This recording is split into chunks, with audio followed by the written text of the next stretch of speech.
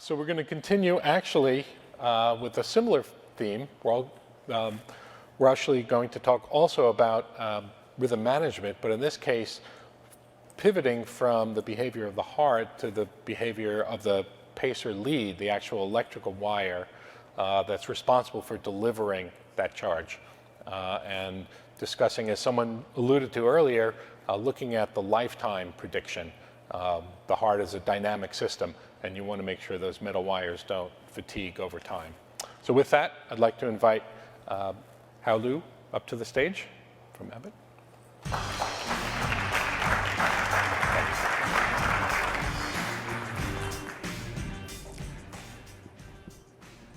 Yeah, hello everyone.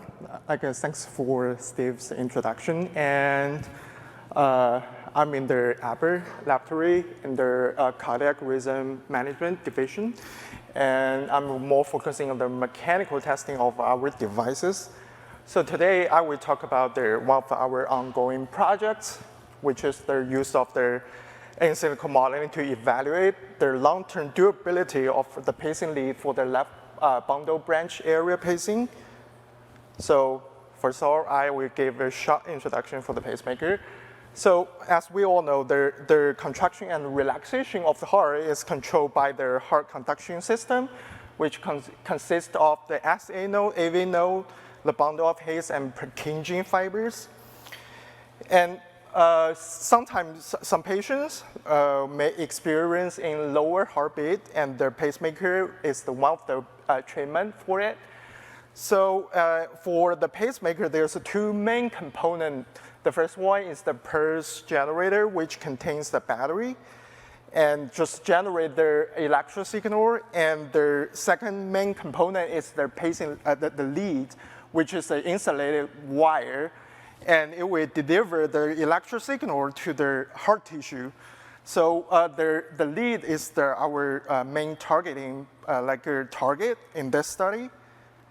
And recently, there's a new technique called the left bundle branch area pacing. There's many advantages comparing to the traditional implant. However, there's a new risk, has been found from the several clinical reports. So, which is called the distal end fracture. It could just occur during the implant to 6 months post-implant. And since it's quite new technique, there's no long-term data available. Thus, we just want to use the in silico modeling to evaluate the fatigue risk of our own pacing lead. So just with the help of the living heart model, we could just gain the information as we need from the three aspects. The first one, to gain the insight of the interaction between the pacing lead and the in vivo, the deformation of the tissue. So, which include the helix angle change in one cardiac cycle, you can see in the fluoro image, and also the forces sensing by the helix.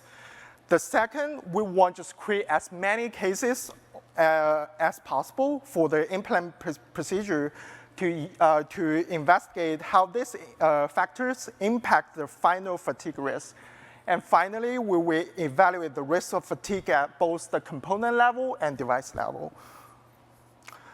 So, so the next step, I will just trying to just describe how I just incorporate the pacing lead in the living heart model. So first of all, we need the material property for the lead body. So following the AMI standard, we perform the three-point bending test. We capture the forces versus the displacement of the center of the lead segment. And in parallel, we just have the Abbott standard model, just to calibrate the pacing lead material property to match what we measure from the experiment.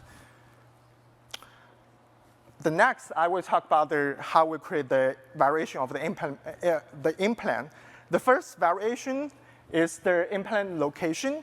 Depending on the left bundle branch structure and the reported the implant location, I include the 5 different implant locations in the living heart model. You can see the 1 to 5 on the septum. The second variable to introduce is the implant angle. So because due to the different anatomy of the different human heart, as well as its beating environment, it's really hard just to, for the physician to just perpendicular just insert the septum. That's why there might be some variation of the insertion angles. So, and I include the 1 to 5 as in both long axis view and the short axis view to have the variation of the implant angle. The third variation I introduced is the degree of slack.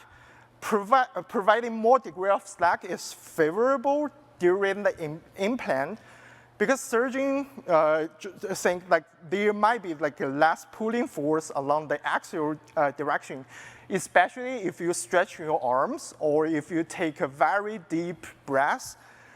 That might just induce some of the lead dislodgement. And the final variable I introduced is the lead depth in the septum. So this variable, if you have a deep in the septum, it will help better sensing the electrical signal and reducing the likelihood for the lead dislodgement. So so in this slide, I would tell you how I just create the delivery of the pacing lead through the catheter. First of all, I just built a pre-shaped catheter as the light blue in the first figure. Then I just push in the proximal of the pacing lead just through the catheter to the implant location. Finally, when I just release the contact between the catheter and the pacing lead, you can see the immediate shape change of the pacing lead from the catheter. So there's also two things I want to emphasize. The first one, the distal end of the pacing lead is embedded in the septum. And second, for the normal lead body, as in the color red, contact with the distal end and at the second step, and then the contact definition is changed to rough, no separation. So, okay, so let's jump into the result section. So the main output for this type of simulation is the curvature along the lead body within one cardiac cycle, since only the bending stiffness was calibrated, not the bending stress. So that's why I create a 3D plot of the curvature amplitude change, like in one cardiac cycle along the lead length. And I just highlight where the most has the highest fatigue risk in the solid dark black line.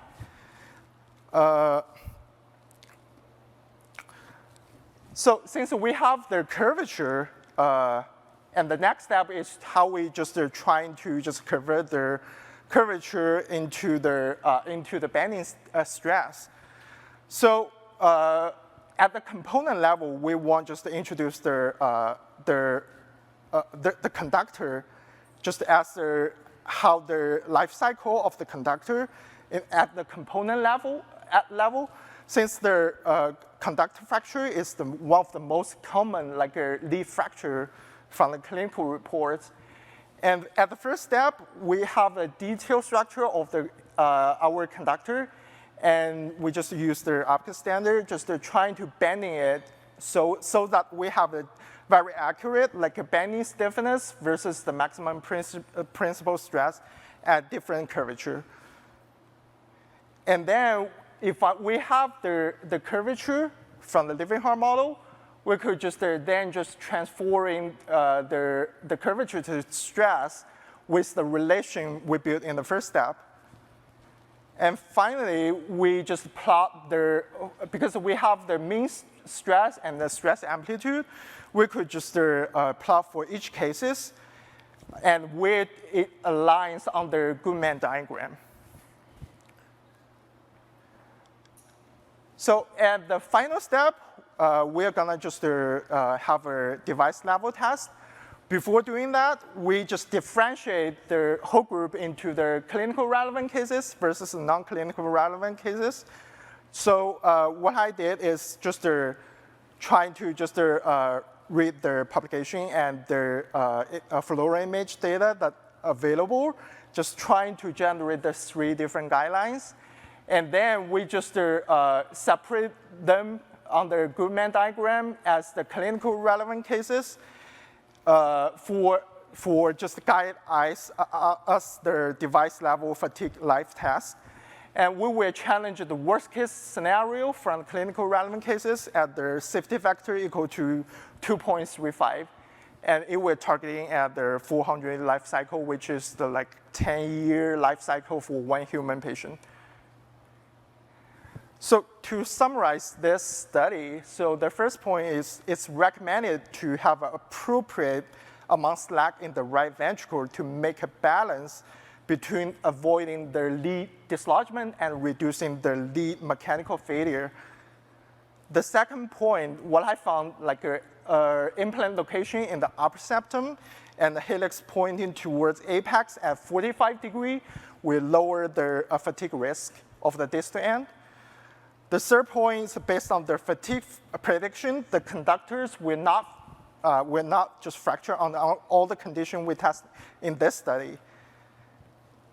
And finally, this method can be just determine the worst case clinical use condition and translate this curvature amplitude into the physical, the bench test. So there's one more slide for discussion and the future direction.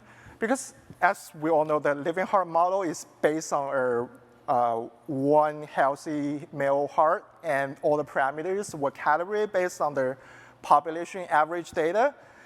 The healthy heart did provide more conservative curvature prediction than a dilated low contractility disease heart. And in the future, we will also just incorporate some of the patient-specific information and investigate how this factor impact on their fatigue risk, such as fibro orientation, size of heart, the tissue stiffness and contractility pattern, etc.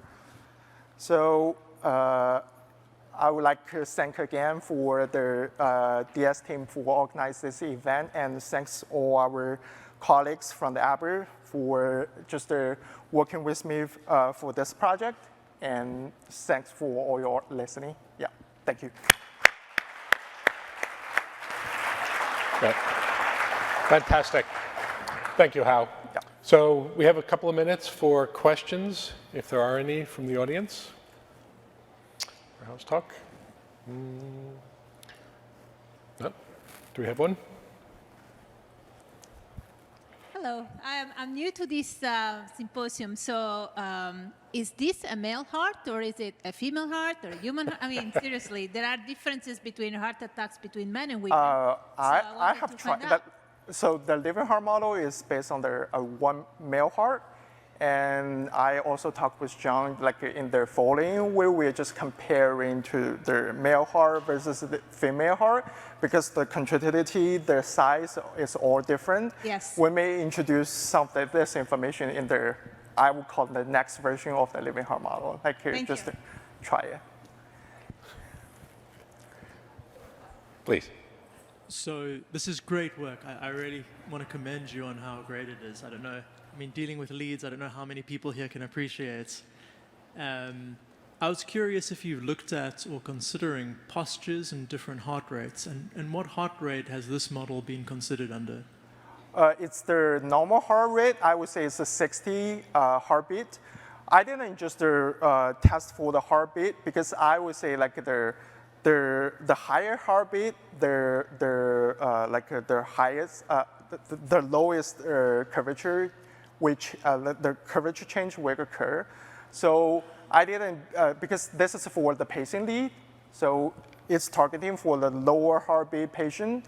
So, but I mean, I tried with a higher beat living heart model, and the curvature change seems to be higher. So I would say this is a more conservative test for our devices. And we think it's reasonable to have our like a bench test directly with this kind of result. Yeah. With Dr. Angenson, we saw that you could use the living heart for being parameterized. So have you evaluated the use of the parametrization to really change and evaluate a wide range of heart configuration in your test? I mean, like, because I'm currently just using the four chamber of heart, so I think I'm really just want just to create some like a different variability in heart. But I mean, like, I think I will keep working with the house, like the living heart project, just to create as many the heart as possible, like a modeling part. That's what I can see. I think, yeah, we know it's possible. So. It's possible. So, on last remark, when this implant is done, in the procedure, does the practitioner report on how the connection to the heart was done in terms of angle and so on? Do we collect data for these characteristics after post ops? I would say like in the real insertion procedure. So what the surgeon, what the physician or surgeon do, like it will just have the catheter in it and just put the pacing lead in it and just screw in the septum. And at the same time, the EKG or ECG, they were sensing if they could just capturing their electrosignal they want, and then they just put the catheter out. I would say like this is the main procedure of the whole like the pacing lead like implantation. Do they post-operatively measure the results, like that entrance angle? Honestly, I don't have the right answer. Maybe I'm not the right answer because I'm in there to answer this question because I'm in the mechanical department. Understood. Yeah. So part of the challenge of connecting the clinical experience back Yeah. to the laboratory, as Yeah. I said. But we're getting closer. Yeah. Fantastic. All right. Well, I know this is probably more questions, but we will need to move on. I thank Hao for joining us. Yeah.